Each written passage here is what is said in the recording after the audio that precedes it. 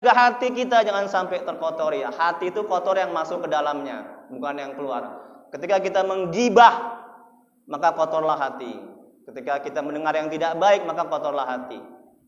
Jadi kita harus mati-matian menjaga hati kita. Jangan mati-matian menjaga badan kita, karena badan ini akan hancur dimakan cacing. Betul? Betul Pak? Tapi hatilah yang selamat. Qalbun salim, hati yang selamat itu yang kembali kepada Allah Subhanahu wa taala.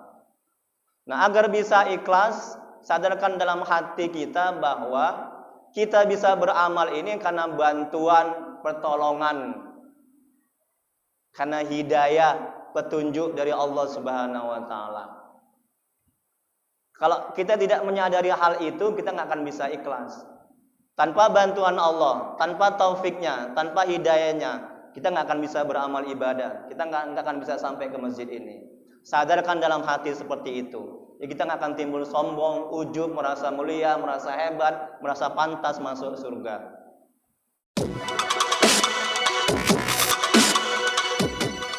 Bismillahirrahmanirrahim. Assalamualaikum warahmatullahi wabarakatuh.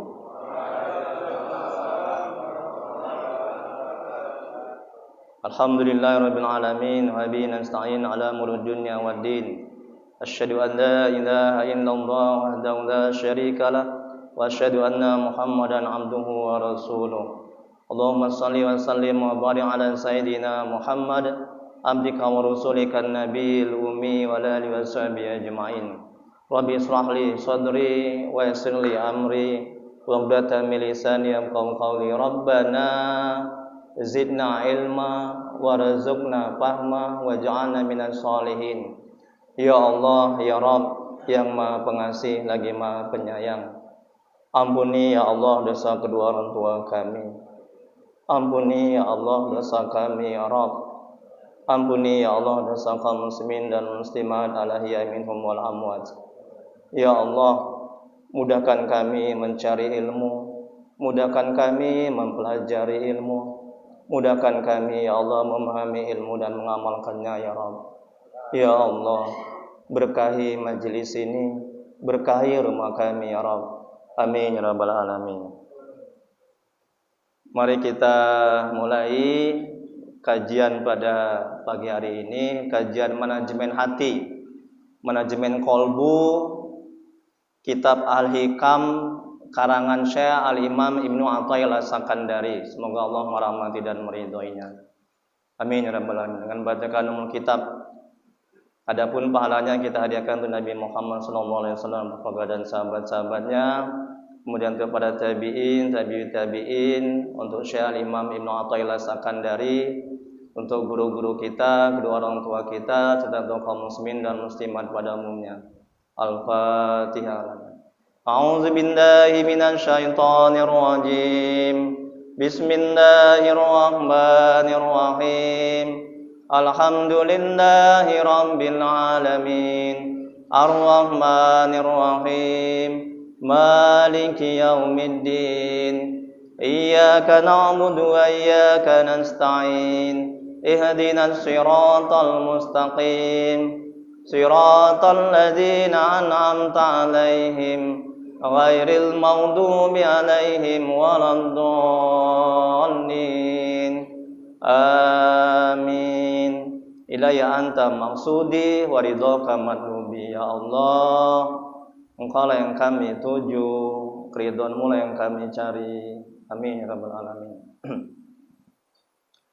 Yang saya hormati dan dimuliakan oleh Allah, pengurus atau ketua BKM Darussalam, dan yang saya hormati dan dimuliakan oleh Allah, pengurus atau ketua FKSMM, dan yang saya hormati dan dimuliakan oleh Allah, Bapak Kepala Desa, dan Bapak Ibu yang dirahmati oleh Allah Subhanahu wa taala sekalian. Amin ya rabbal alamin. Baik, sudah dapat semuanya Bapak Ibu materinya? Ada yang belum ya? Masya Allah, tabarakallah ya. Jadi saya mohon maaf karena nggak begitu banyak fotokopinya ya. Saya biasa ngasih kajian subuh, kitab Al-Hikam Manajemen Kolbu. Saya kasih materi seperti ini, karena ilmu itu mesti ditulis, kalau enggak lupa. Nah, jadi bagi yang tidak dapat, saya minta maaf. Ya, insya Allah nanti ke depannya saya bisa fotokopi lebih banyak lagi. Ya, ini kajian Al-Hikam, kitab Al-Hikam. Al-Hikam itu hikmah-hikmah, ya, manajemen hati, manajemen kolbu. Karangan Syekh Imam Ibnu Athaillah Sakandari, semoga Allah merahmati dan meridhoinya. Jadi ini kitab yang paling bagus, kitab yang paling baik, kitab yang paling tinggi, ya. Induknya kitab tentang hati. Induknya kitab tentang bagaimana kita supaya dekat kepada Allah. Bagaimana supaya kita bisa mengenal Allah. Jadi kitab ini sangat bagus, sangat baik, ya, untuk membersihkan hati dari penyakit-penyakit hati, dan bagaimana supaya kita bisa dekat dan mengenal Allah. Ini kitab Al-Hikam, ya. Nah. Baik, majelis taklim manajemen hati. Jadi saya ada buat pengajian di rumah, namanya majelis taklim manajemen hati. Itu setiap hari Ahad ba'da maghrib. Nah, kalau ada kesempatan silakan datang. Ya, kitab Al-Hikam juga seperti ini. Nah, di samping itu juga saya ngisi pengajian-pengajian di masjid-masjid ba'da subuh. Nah, kitab Al-Hikam juga. Ya. Di antaranya masjid Jalan Karya, Masjid Al-Fajar. Itu ba'da subuh rutin. Ya, kemudian masjid di Komplek Bumi Asri, Masjid Muhajirin, Kota Medan. Saya tinggal di Medan. Nah, jadi silakan Bapak Ibu yang punya waktu yang luang bisa silakan datang, ya. Kajian manajemen kolbu, manajemen hati, kitab Al-Hikam. Nah. Ustadz Triwidya Sandika SSM Hum, dosen tetap UIM, dosen terbaik 2009. Jadi kalau kita terampil menata hati kita akan menjadi yang terbaik. Kalau hati kita bersih, kita akan menjadi yang terbaik. Ibadah terbaik, bekerja terbaik, suami terbaik, semuanya terbaik. Jadi keselamatan kita ini bergantung sejauh mana kita terampil menata hati kita. Kalau kita terampil menata hati kita akan selamat dunia akhirat. Selamat dari penyakit-penyakit hati, iri, dengki, takabur, sombong, dendam. Dan kita akan bisa khusyuk dalam beramal ibadah. Itu bergantung kepada hati. Kemudian berikutnya santri Al-Amin Madura, mengajar Al-Quran, tasawuf, kitab Al-Hikam, tauhid, fikih, ruqyah, ya, muhasabah dan bahasa Inggris. Saya juga berdakwah di media sosial seperti Facebook, Instagram. Ini YouTube saya juga bisa dibuka, ya. YouTube Triwidya Sandika Official. Nah, ini nomor telepon juga, dan juga saya juga berdakwah di grup manajemen hati di WhatsApp. Nah, silakan bergabung, di sini ada nomor teleponnya. Nanti bisa tanya-tanya di situ, ya. Alamat Jalan Ampera nomor 75A Medan, di samping PRSU Tapian Daya. Jalan Gatot Subroto. Baik, kitab Al-Hikam ini terdiri dari beberapa hikmah. Lebih kurang hampir 300 hikmah. Ini hikmah yang pertama. Jadi setiap hikmah ini mengandung makna, mengandung pelajaran, ya, mengandung arti. Nah, kalau di masjid yang lain itu sudah sampai 35 hikmah, hikmah yang 35. Jadi kitabnya ada 10 kitab, ya. Nah, ini hikmah yang pertama. Nanti mudah-mudahan kita bisa berjumpa lagi untuk lanjut ke hikmah yang kedua. Amin ya rabbal alamin. Hikmah yang pertama, Syekh Al-Imam Ibnu Athaillah Sakandari, semoga Allah merahmati dan meridhoinya. Beliau mengatakan dalam kitab Al-Hikam, kalam hikmahnya, sebagian tanda berpegang atas amal ialah kurang harapannya kepada Allah ketika terjadi kesalahan-kesalahan. Ini kata Al-Imam Ibnu Athaillah. Kita lihat penjelasannya. Orang yang beramal ibadah kepada Allah harus didasari dengan keikhlasan. Jadi kalau kita beramal ibadah, kalau kita sholat, kita tidak boleh bergantung, bersandar kepada kemampuan kita, kehebatan kita, daya upaya kita, kepada amal kita. Kalau itu yang kita lakukan, kita tidak akan bisa ikhlas, kita tidak akan bisa khusyuk dalam beramal ibadah. Kita akan ujub, merasa mulia, merasa hebat, dan sombong. Itulah penyakit hati. Sebaliknya kita harus bersandar, bergantung kepada apa? Kepada Allah, kepada rahmatnya, kepada karunia-Nya dalam beramal ibadah, agar kita bisa ikhlas. Bagaimana manajemen hatinya agar bisa ikhlas?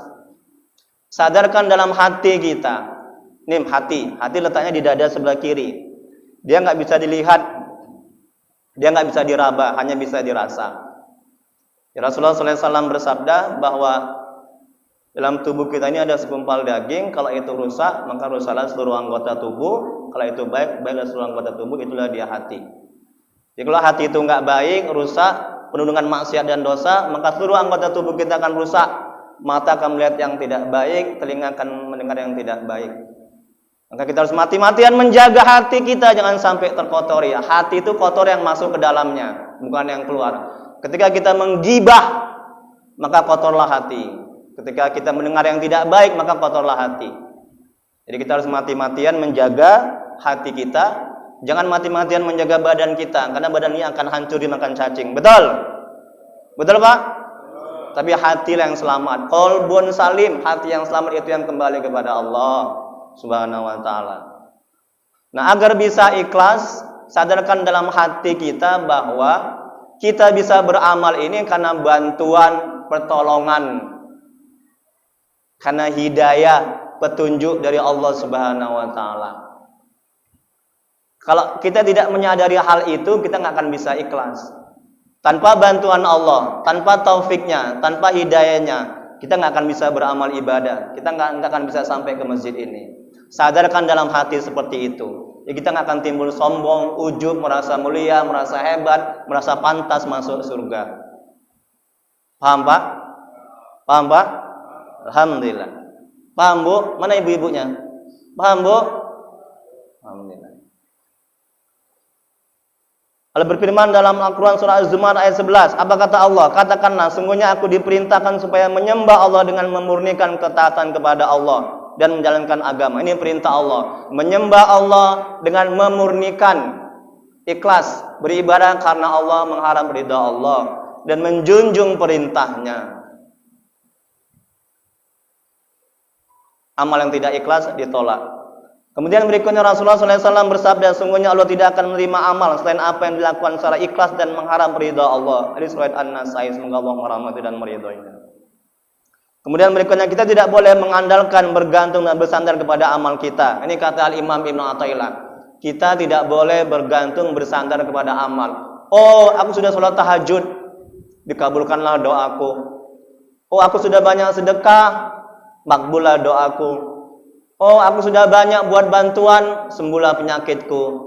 Ketika kita bergantung, bersandar kepada itu semua dan tidak terjadi apa yang kita inginkan, kita akan stres, sengsara, menderita. Ini akibat dia bergantung, bersandar kepada amalnya. Ini manajemen hatinya.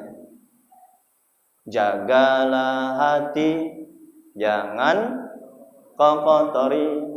Jagalah hati, lentera hidup ini. Hati. Senang melihat orang susah, susah melihat orang senang. Tetangga beri kulkas, dia yang kedinginan. Tetangga naik pangkat, dia yang opname. Tetangga gonta-ganti mobil, dia yang uring-uringan. Nah, ini hatinya. Ya. Hatinya busuk. Nauzubillah. Semoga kita dijauhkan dari hati yang busuk. Kemudian berikutnya kata Imam Ibnu Athaillah, Allah berfirman dalam Al-Quran surah Al-Hujurat ayat 17. Apa kata Allah? Mereka merasa berjasa kepadamu dengan keislaman mereka. Katakanlah, janganlah kamu merasa berjasa kepadaku dengan keislamanmu. Sebenarnya Allah yang melimpahkan nikmat kepadamu dengan menunjukkan kamu kepada keimanan jika kamu orang yang benar. Allah yang melimpahkan karunia, rahmatnya, hidayahnya, taufiknya, bantuannya, sehingga kita bisa beramal, bisa bersedekah. Sadarkan dalam hati seperti itu. Kalau enggak, amal ibadah kita ditolak, rusak amal ibadah kita. Berapa banyak orang yang beramal ibadah bukan semakin dekat, tapi semakin jauh dari Allah. Karena apa? Karena dia tidak terampil menata hatinya. Ada jemaah saya yang saya ruqyah, dia diganggu setan, jin, ya, disantet. Jadi banyak jemaah saya yang disantet. Datang ke rumah, tolong Ustaz, diruqyah Ustaz. Baik. Kenapa ibu seperti ini?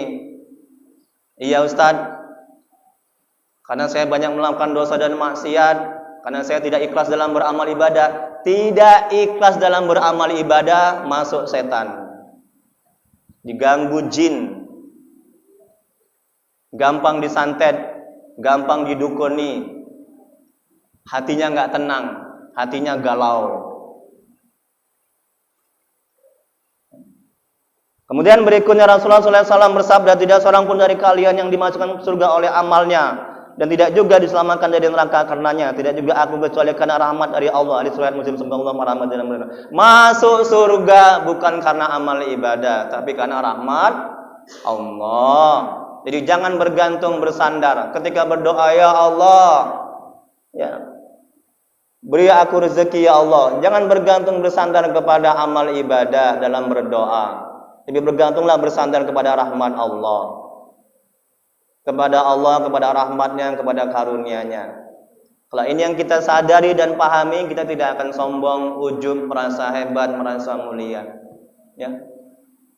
Jaga hati, jaga hati.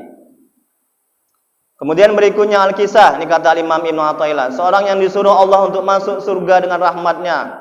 Kemudian ia tidak terima dan berkata, ya Allah, aku masuk surga dengan amalku, sepanjang hidupku aku beramal baik, tidak pernah berbuat dosa dan maksiat. Allah berkata, engkau mengandalkan amalmu, amal tahajudmu, amal sedekahmu, itu yang engkau andalkan untuk masuk surga. Jauh sekali bedanya surga dengan amal-amalmu itu, tidak sebanding. Makanya masuk surga karena rahmat Allah. Jangan sombong dengan amal, ya. Rusak hati, rusak ibadah, semakin jauh dari Allah. Kemudian berikutnya, coba timbang amalmu dengan nikmat mata. Tengok itu Pak, Bu, nikmat mata. Timbang amal dengan nikmat mata, maka tidak sebanding apa yang kita persembahkan kepada Allah dengan Allah berikan kepada kita. Itu baru mata. Sadarkan seperti itu. Kemudian berikutnya Syekh Imam Ibrahim Al-Laqani, semoga Allah merahmati dan meridainya, berkata, kalau Allah memasukkan hambanya ke surga itu karena karunia dan rahmat Allah. Tengok kata Al-Imam, karena rahmat Allah, karena karunia-Nya. Doa kita terkabul bukan karena amal ibadah kita, bukan karena sedekah kita. Doa kita terkabul karena rahmat Allah, karena karunia Allah. Kalau itu yang kita sadari, kita nggak akan ujub, sombong, merasa hebat, merasa mulia, dan kita akan bisa bersyukur kepada Allah, dan kita akan semakin dekat dan mengenal Allah. Paham Pak? Paham Pak? Jangan beranggapan doa kita terkabul karena kehebatan kita, karena amal kita, karena tahajud kita, karena sedekah kita. Jangan beranggapan seperti itu. Sadarkan dalam hati, ya. Agar apa? Agar kita semakin dekat dan mengenal Allah, agar kita bisa bersyukur kepada Allah, agar berkah apa yang kita dapatkan. Kalau enggak, kita enggak akan bisa semakin dekat dan mengenal Allah, dan kita enggak akan bisa bersyukur kepada Allah. Kalau hati kita tidak kita sadarkan, kita pahami seperti itu. Berikutnya, Allah berfirman dalam Al-Quran, surah Al-A'raf ayat 56, apa kata Allah? Sungguhnya rahmat Allah itu amat dekat kepada orang-orang yang berbuat baik. Di mana datangnya rahmat Allah? Ini rahmat Allah turun, ini berbuat baik. Allah tidak akan memberikan rahmatnya kepada orang yang bermaksiat kepadanya, berbuat dosa kepadanya. Allah akan memberikan rahmatnya kepada orang yang berbuat baik. Banyak-banyak berbuat kebaikan agar rahmat Allah turun kepada kita. Ya. Kalau Allah sudah memberikan rahmatnya kepada kita, Masya Allah, tabarakallah, kita akan selamat dunia akhirat, ya. Dan keberkahan yang akan kita dapat. Berikutnya halaman 2, Pak. Lihat. Imam Ghazali, semoga Allah merahmati dan meridhoinya. Beliau mengatakan, sungguhnya seorang hamba masuk surga itu sebab anugerah Allah, kemurahan Allah, dan rahmat kasih sayang Allah. Hanya saja rahmat Allah Ta'ala itu hanya sampai kepada hamba bila ia telah bersiap diri untuknya dan ia layak untuk menjadi tempat bagi rahmat Allah itu. Rahmat Allah berikan ke dalam hati yang bersih, ke dalam hati yang mentauhidkan Allah, ke dalam hati yang dekat dan mengenal Allah, ke dalam hati yang tidak bermaksiat kepada Allah, ke dalam hati yang tidak ada penyakit-penyakit hati seperti iri, dengki, takabur, dan sombong. Rahmat Allah akan memberikan rahmatnya ke dalam hati yang seperti itu. Ini kata Imam Ghazali. Kemudian berikutnya, hal demikian itu hanya terwujud dengan melaksanakan perintah-perintah Allah dan menjauhi semua larangannya, terus menerus berada dalam berbagai ketaatan, mendekati Allah dan ikhlas dalam beramal. Kemudian berikutnya kata Imam Ibnu Athaillah, begitu juga dalam hal berdoa. Ini kata Imam Ibnu Athaillah, tolong Pak, jemaah saya banyak yang stres, banyak yang menderita, ada yang mau bunuh diri, nauzubillah min dzalik. Doanya enggak dikabulkan, putus asa, buruk sangka kepada Allah, nauzubillah. Ini karena dia enggak terampil menata hatinya, karena dia tidak belajar manajemen hati. Apa kata Al-Imam? Coba lihat itu Pak, halaman 2. Begitu juga dalam hal berdoa. Tidak boleh mengandalkan doa, karena doa akulah maka Allah mengabulkan. Tidak boleh. Ya. Tetapi jadikan doamu itu untuk menjunjung perintah Allah, menampakkan bahwa kita ini lemah ketika berdoa. Ya, jangan orientasi kita terwujudnya apa yang kita inginkan. Misalnya kita punya hutang, ini manajemen hatinya. Agar kita tidak stres, sengsara, menderita ketika doa kita belum terkabul. Ini penting. Karena banyak orang stres, sengsara, menderita. Banyak orang berhenti ibadah, na'udzubillah min dzalik, karena doanya tidak dikabulkan oleh Allah, karena doanya belum terkabul. Ketika berdoa, tolong perhatikan, ini penting. Ya. Jangan jadikan doa kita itu untuk terwujudnya apa yang kita inginkan. Lama kita lunas hutang. Jangan di benak kita ini lunas hutang. Ketika hutang kita belum lunas, kita akan berhenti beramal ibadah. Nauzubillah. Kita akan buruk sangka kepada Allah. Tapi jadikan doa kita ini, apa kata Al-Imam? Untuk menjunjung perintah Allah. Karena Allah berfirman dalam Al-Quran, A'udzubillahi minasyaitonirrajim, ud'uni astajib lakum. Doalah, mintalah, maka akan aku kabulkan. Itu perintah Allah. Menjunjung perintah Allah. Kemudian yang kedua, menampakkan bahwa kita ini lemah, kita ini fakir, berhajat kepada Allah. Sadar kita ini lemah, kita ini fakir, berhajat kepada Allah. Kemudian berikutnya, dan butuh kepada Allah. Jadi ketika doa kita belum terkabul, kita nggak akan stres. Dan ketika doa kita terkabul, kita nggak akan jumawa, merasa hebat, merasa mulia. Oh, ini karena doaku, ini karena kehebatanku, ini karena tahajudku. Kita tidak akan demikian. Kita akan bisa bersyukur kepada Allah. Kita akan semakin dekat dan mengenal Allah. Kita akan semakin tawadu, rendah hati. Kemudian berikutnya, Allah berfirman dalam Al-Quran surah Al-Ghafir ayat 60. Apa kata Allah? Berdoalah kepadaku, niscaya akan aku berkenankan kepadamu. Us'uni astajib lakum. Kemudian berikutnya, Syekh Imam Abu Hasan As-Sazili. Ini gurunya Syekh Imam Ibnu Athaillah Sakandari. Gurunya Syekh Imam Ibnu Athaillah Sakandari, Syekh Abdul Abbas Al-Mursi. Gurunya Syekh Abdul Abbas Al-Mursi adalah Syekh Al-Imam Abu Hasan As-Sazili. Semoga Allah merahmati dan meridhai mereka. Tarekatnya tarekat Saziliyah. Apa yang dikatakan Al-Imam Abu Hasan As-Sazili? Janganlah menjadi tujuan dari doamu itu untuk tercapainya hajat kebutuhanmu. Jika itu yang engkau lakukan, engkau akan semakin jauh dari Allah. Stres, sengsara, dan menderita. Tetapi, lihat Pak, apa kata Al-Imam Abu Hasan As-Sazili? Lihat, tetapi jadikan doamu itu untuk bermunajat kepada Allah, untuk menunjukkan kerendahan, ketawaduan. Kita ini lemah, Allah yang maha kuat. Kita ini nggak bisa apa-apa tanpa bantuan Allah, tanpa pertolongan Allah. Udah. Kemudian kata al-imam, kehambaan, menunjukkan kehambaan kita. Kita ini hamba, Allah Tuhan kita. Udah. Kemudian berhajat dan menunaikan kewajiban kepada Allah. Menunaikan hak-hak ketuhanan. Apa hak Allah? Hak Allah disembah, hak Allah dimuliakan, hak Allah diagungkan. Masya Allah, tabarakallah. Kalau ini yang kita lakukan, ketika doa kita belum terkabul, kita akan bisa bersabar. Kita nggak akan buruk sangka kepada Allah. Kita akan semakin dekat dan mengenal Allah.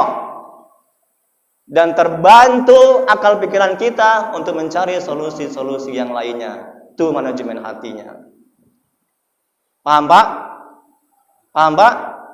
Alhamdulillah. Paham Bu? Alhamdulillah. Berikutnya, terakhir ya, ketergantungan kepada suatu amal berarti bersandar pada amal dan mengandalkan amal. Untuk meraih keridhaan Allah, seorang muslim diwajibkan dengan amal dan dalam waktu yang sama, dia tidak boleh bergantung berharap bersandar kepada amalnya, kepada nafsu, perbuatan, daya dan kekuatannya. Nah, ini Pak, untuk meraih keridhaan Allah dalam beramal, kata Imam Ibnu Athaillah, tidak boleh bergantung bersandar kepada amal, kepada daya upaya kita, kekuatan kita, kepada nafsu kita. Tapi bergantunglah kepada Allah, kepada rahmatnya, kepada karunia-Nya, agar Allah ridho. Yang kita cari keridhaan Allah dalam beramal ibadah. Apapun amal ibadah kita, yang kita cari adalah keridhaan Allah. Kalau Allah sudah ridho, apa yang kita inginkan, apa yang kita butuhkan, Allah akan kasih. Tapi kalau Allah sudah nggak ridho, jangan harap Allah akan memberikan apa yang kita inginkan, apa yang kita butuhkan. Kemudian berikutnya, yang mana sekarang Pak? Dia hanya boleh bergantung, ini kata Imam Ibnu Athaillah. Dia hanya boleh bergantung, berharap dan bersandar kepada Allah, pada rahmat karunia. Tengok kata Imam, kepada pertolongan, petunjuk dan pemberian Allah. Hal ini dimaksudkan agar ia dapat sampai kepada keridhaan Allah, keikhlasan, bisa dekat kepada Allah dan mengenal Allah. Ini Pak, Bu, agar dapat keridhaan Allah, agar bisa ikhlas dalam beramal, jangan bergantung bersandar kepada amal, kepada kekuatan, kepada kemampuan, kepada sedekah, kepada akal pikiran. Tapi bergantunglah bersandar kepada Allah, kepada rahmatnya. Maka kita akan bisa ikhlas dalam beramal. Jangan merasa sudah beramal. Kalau kita merasa sudah beramal, kita butuh pujian, butuh sanjungan, butuh dibalas. Ini manajemen hatinya. Kemudian berikutnya, betapapun seorang hamba telah melaksanakan suatu amal, ia tidak dapat menunaikan hak Allah dan tidak dapat melakukan kewajiban untuk mensyukuri nikmat-nikmat Allah. Allah berfirman dalam Al-Quran surah Abasa ayat 23. Apa kata Allah? Sekali-sekali tidak. Manusia itu belum melakukan apa yang diperintahkan Allah kepadanya. Tengok, sekali-kali tidak. Manusia itu belum melakukan apa yang diperintahkan oleh Allah kepadanya. Masih jauh dari kesempurnaan amal ibadah kita ini. Banyak cacatnya, banyak maksiatnya, banyak dosanya. Jadi jangan bergantung beramal, jangan bergantung kepada amal kita. Kemudian berikutnya, bila seorang hamba paham dan sadar bahwa ia bisa beramal ibadah karena atas izin Allah, Allah yang menghendakinya dalam beramal, yang menggerakkan hatinya dia bisa beramal, memberikan kekuatan, kemampuan kepadanya, ia tidak akan bergantung bersandar dan berharap kepada amalnya. Ia akan bisa ikhlas dalam beramal dan tidak menginginkan surga dan dijauhkan dari api neraka dalam menjalankan ibadah. Tengok nih kata al-iman. Ya. Kemudian berikutnya, la haula wala quwata illa billahil aliyil azim. Artinya, tiada daya dan upaya kecuali dengan kekuatan Allah yang Maha Tinggi dan Maha Agung. Kita bisa beramal ibadah karena bantuan dan pertolongan dari Allah. Petunjuk dari Allah. Yang terakhir, halaman 3. Lihat Pak. Imam Nawawi Al-Bantani, semoga Allah merahmati dan meridhoinya. Beliau mengatakan tidak ada yang menghalangi dari maksiat pada Allah, melainkan dengan pertolongan Allah. Tidak ada pula kekuatan untuk melakukan ketaatan pada Allah selain dengan pertolongan Allah. Semuanya bantuan Allah, semuanya pertolongan Allah. Sadarkan dalam hati seperti itu. Kalau enggak kita akan sombong, merasa mulia, merasa hebat. Kemudian berikutnya ulama lain mengatakan tidak ada daya untuk melakukan ibadah dan tidak ada kekuatan untuk menjauhi maksiat kecuali dengan bantuan pertolongan dari Allah Subhanahu wa taala. Sadarkan dalam hati seperti itu. Kalau enggak, hancur, binasa kita. Kemudian berikutnya, ciri bergantung kepada Allah adalah harapannya untuk meraih ridha Allah, dekat dan mengenal Allah, tidak berkurang ketika dia jatuh dalam kemaksiatan dan tidak bertambah ketika dia melakukan kebaikan. Ini ciri orang yang bergantung, bersandar kepada Allah, kepada rahmatnya. Ketika dia tergelincir kepada maksiat dan dosa, harapnya untuk meraih ridha Allah tidak akan berkurang. Ya, karena dia bergantung, bersandar kepada Allah, kepada rahmatnya, kepada karunia-Nya dalam beramal ibadah. Kemudian berikutnya kata Al-Imam, atau rasa takutnya tidak bertambah besar ketika dia tidak ingat Allah. Juga harapannya tidak akan bertambah ketika dia mengingat Allah. Rasa takut dan harapnya selalu seimbang. Roja dan khauf, harap dan takut. Ini yang harus ada di setiap kaum muslimin dan muslimat. Ya, di hati mereka, agar mereka atau kita bisa dekat dan mengenal Allah. Roja dan khauf. Kemudian berikutnya,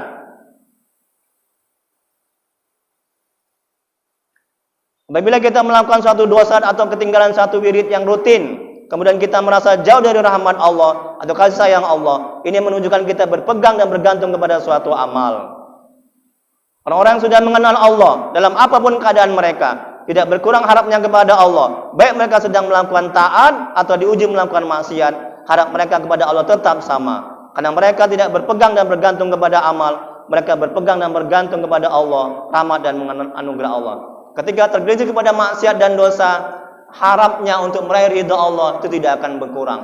Sebaliknya, ketika dia melakukan ketaatan kepada Allah, tetap juga sama. Ini ciri orang yang bergantung, bersandar kepada Allah dan kepada rahmatnya. Kemudian jangan kita bergembira karena sudah mengerjakan amal ketaatan, tapi bergembiralah karena Allah menganugerahkan rahmatnya, sehingga kita bisa beramal. Oh, aku sudah beramal, aku sudah banyak sedekah. Senang aku. Aku sudah banyak bantu orang. Senang aku. Jangan seperti itu. Ini manajemen hatinya. Kalau itu yang kita lakukan, kita akan ujub, sombong, merasa mulia, butuh dipuji, butuh diakui. Rusak amal ibadah kita. Tapi bergembiralah, kata Imam Ibnu Athaillah, bergembiralah, senanglah karena Allah sudah menganugerahkan, mengkaruniakan sehingga kita bisa beramal ibadah. Kalau tidak, kita nggak bisa sedekah. Kalau tidak, kita nggak akan bisa beramal ibadah. Kemudian berikutnya, kalau kita bergembira karena ketakwaan kita, ini bertanda kita berpegang dan bersandar kepada amal. Bila kita berpegang kepada Allah, rahmat Allah, apapun keadaan kita akan selalu dekat kepada Allah. Allah berfirman dalam Al-Quran surat Yunus ayat 58. Apa kata Allah? Katakanlah, ini dalilnya. Hanya karena merasakan karunia rahmat Allah lah kamu boleh bergembira. Tengok kata Allah. Dan itulah yang lebih baik berguna bagi mereka daripada apa yang mereka kumpulkan sendiri. Jaga hati, jangan dikotori. Jaga hati, jangan dirusak. Kalau hati udah rusak, menderita. Tidak selamat dunia akhirat. Kalau badan yang rusak, hati baik bisa selamat. Betul? Tapi kalau sudah hati yang rusak, innalillahi wa inna ilaihi rajiun. Nauzubillah min dzalik. Jaga hati. Yang terakhir, bergantung kepada Allah menyebabkan bersih dari penyakit hati. Hatinya tenang dan tentram karena tidak merisaukan nasibnya. Dia telah merasa cukup dengan apa yang telah ditakdirkan oleh Allah Subhanahu wa taala. Kedua, lenyap rasa seorang dalam penghambaan terhadap sama manusia. Yang ketiga, amal ibadahnya diterima. Tengok ini kata Imam Ibnu Athaillah. Amal ibadah diterima. Ya, kalau kita bergantung, bersandar kepada Allah, kepada rahmatnya, kepada karunia-Nya. Tidak lagi diperbudak oleh dunia dan perhatiannya berpaling kepada akhirat dan Allah. Yang keempat, nafsu lemah dan terkekang. Musuh kita dua. Saya selalu mengatakan kepada pasien saya, jemaah saya yang saya ruqyah, ingat Bu, Pak, Bapak diganggu sama jin, susah ibadah. Bapak lincah lagi, liar lagi, bermaksiat, berzina. Tengok, musuh kita dua, syaitan, jin dan nafsu, hawa nafsu. Sadari ini, pahami ini. Sadari dengan hati. Kemudian berikutnya, yang keempat, nafsu lemah dan terkekang, sehingga perbuatannya sesuai dengan apa yang diridhoi oleh Allah.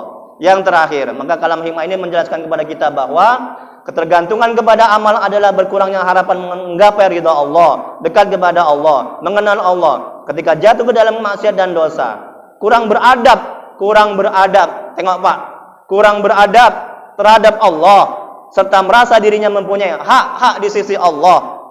Dalam kondisi seperti ini berarti ia telah menyekutukan Allah dengan amalnya. Dan kebodohannya sungguh tampak nyata kalau dia bergantung bersandar kepada amalnya.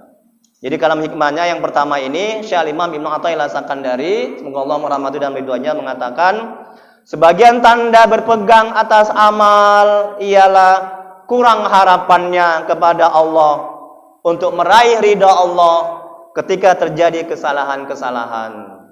Wallahu a'lam. Hanya Allah yang Maha mengetahui. Silakan Bapak, Ibu, bila betul diskusikan. Sebelum ditutup dengan doa. Ya. Sebelum yang silakan Pak Haji.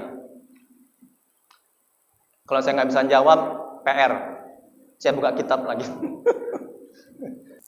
Jazakallahu khairan katsiran. Ustaz, ada berapa tahap untuk membuka pintu hati?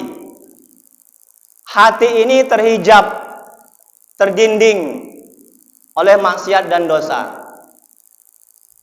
Kalau kita buat maksiat dan dosa,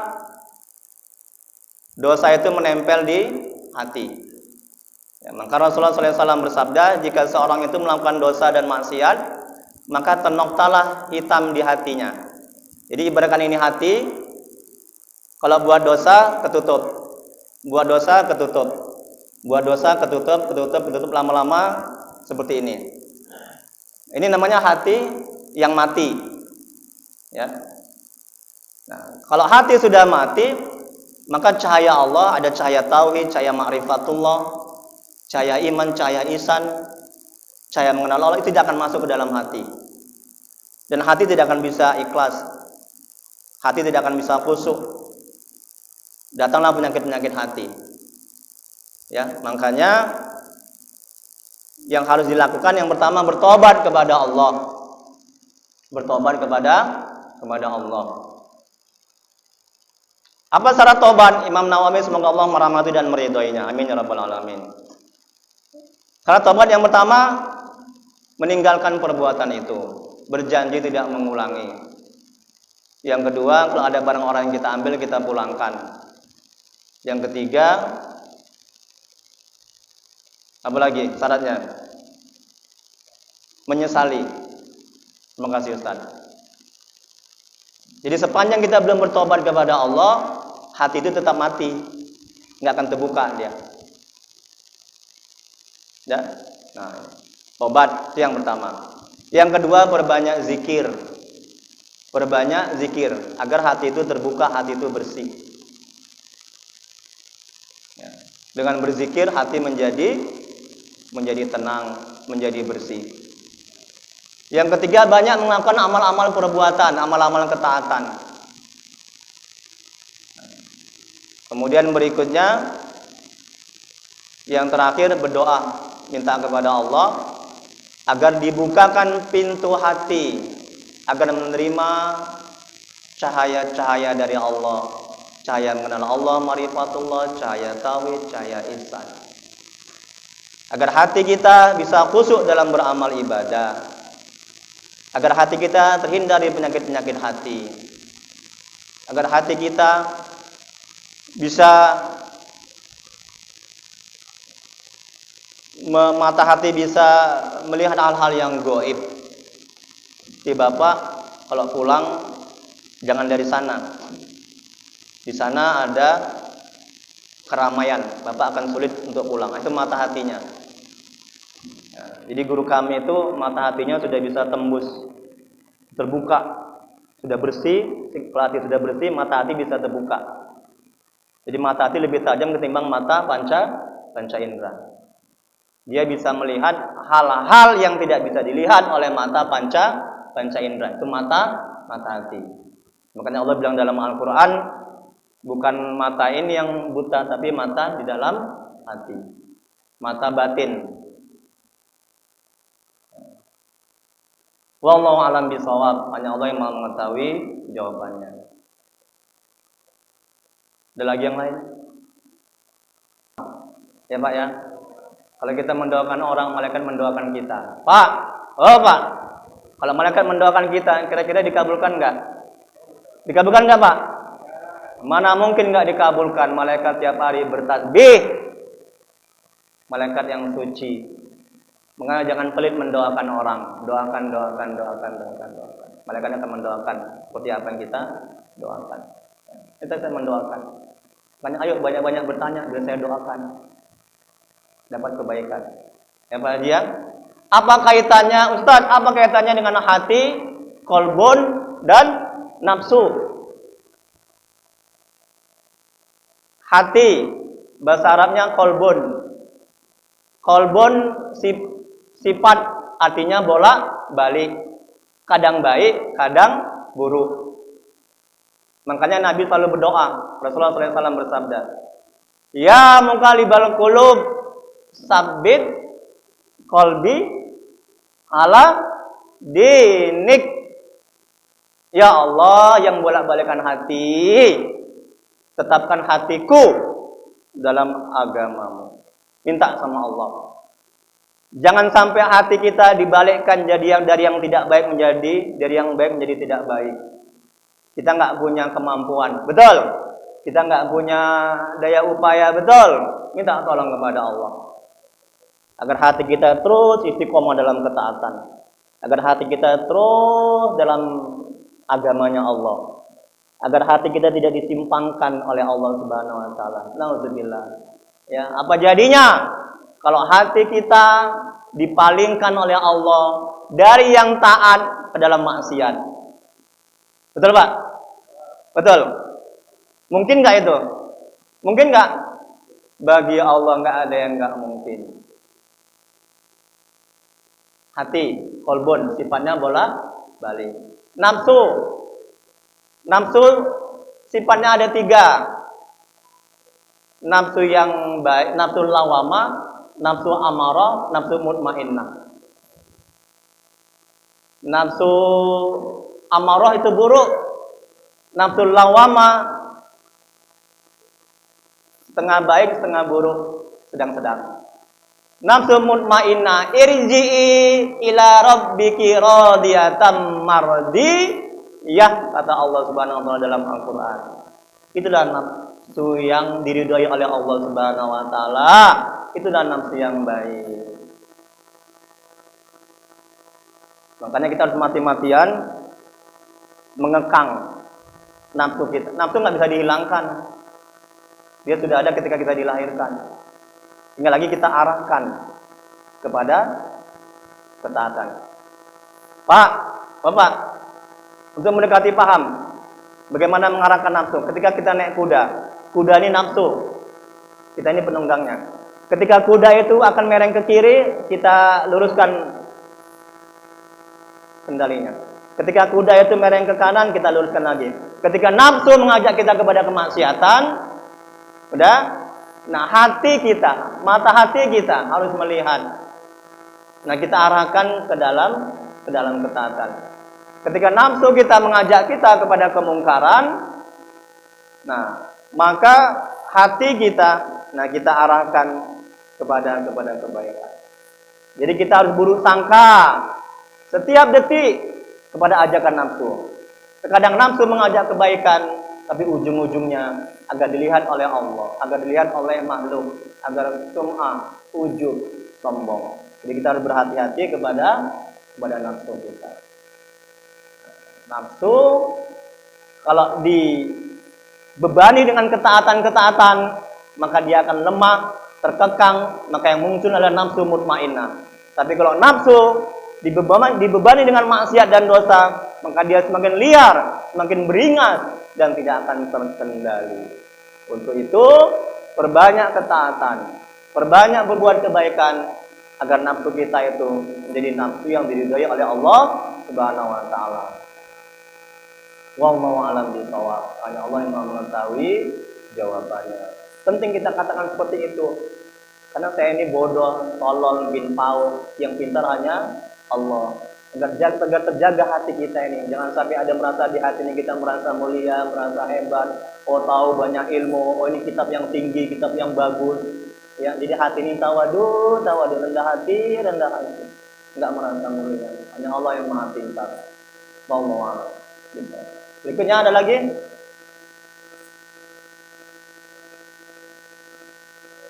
Ya. Ya, doa. Nah, satu lagi silakan. Ya.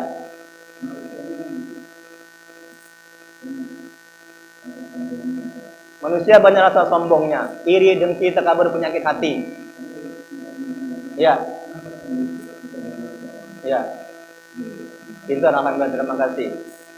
Ya, jadi Bapak Haji ini yang meminta saya untuk misi ceramah. Bapak ini kemarin ke rumah saya. Ya, alhamdulillah semoga Allah membalas kebaikan Bapak Haji ya. Amin ya rabbal alamin. Ustaz, saya belum haji Ustaz. Perkataan itu kan doa, betul? Ustaz, kenapa timbul sombong sama diri seseorang? Yang pertama, karena dia tidak terampil menata hatinya. Itu yang pertama. Makanya lagi-lagi kembali ke manajemen hati, manajemen kolbu. Kalau hatinya merasa, menyadari bahwa dia bisa berbuat karena kehendak Allah, bantuan Allah, pertolongan Allah, Allah gerakkan hatinya. Ya. Karena Allah berikan hidayah, petunjuk, dia tidak akan sombong. Itu yang pertama. Karena dia tidak terampil menata hatinya. Yang kedua, karena dia berbuat maksiat dan dosa. Kalau orang berbuat maksiat dan dosa, Pak, tolong pahami ini Pak. Kalau orang berbuat maksiat dan dosa, maka timbullah penyakit-penyakit hati dalam hatinya. Iri, dengki, takabur, dendam. Susah memaafkan orang. Dijauhi maksiat dan dosa. Ketika tergelincir kepada maksiat dan dosa, langsung istighfar, mohon ampun kepada Allah. Yang kedua, karena dia berbuat maksiat dan dosa, timbullah penyakit-penyakit hati. Yang kedua, maka timbul sombong. Nah, terus yang ketiga, kenapa timbul sombong? Dia tidak menyadari hatinya, dia tidak memahami hatinya, bahwa dia bisa hidup karena dihidupkan oleh Allah. Dia bisa bernapas karena Allah kasih dia napas.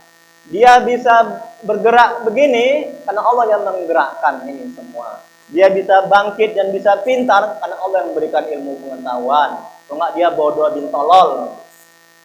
Dia bisa beribadah karena Allah memberikan taufik hidayah. Karena Allah yang bantu, Allah yang merahmati. Kalau ini dia sadari dan pahami dalam hatinya, dia tidak akan timbul sombong dalam hati. Wallahu a'lam bishawab. Hanya Allah yang mengetahui. Baik,